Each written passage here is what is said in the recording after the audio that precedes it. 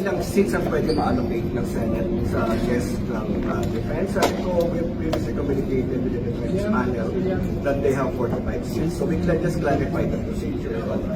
So that was the first question. The second was, there's a holding area, can they bring in their own equipment? Of course. They asked if they can bring in a refrigerator, a coffee maker. Sabi ko, yes. And then whether they can engage their own caterer. So, yes. So, yun lang naman ang housekeeping, administrative, nothing to do with my clerk of court duties. It was me meeting them more as a secretary of the Senate to the chief of staff of the office of the Vice President, rather than an impeachment court matter.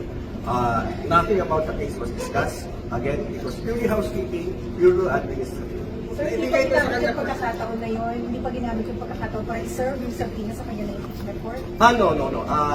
That would not have been covered. Okay. Unang-una, ang ano naman yan is the Sergeant at Arms who will do the service. Not the clerk of court, not the secretary. It was signed by the presiding officer last night. I had it pick up this morning. So, the subpoena is ready to be served at any moment. Sure ba hindi pa diretso na sa kanya since nandito naman na siya? Hindi, at that time, wala pa sa akin sa subpoena. Kasi pinako ko kanina umaga. Because I had to send it to Senator Cheese last night. Any information, sir, kung hindi serve na po yung subpoena kay Atty. Sa ngayon siguro baka hindi pa. But I discussed this with the Sergeant at Arms, hindi naman siya ipaserve. So definitely within the day, the Chief of Staff, Atty. Lopez will be receiving the subpoena.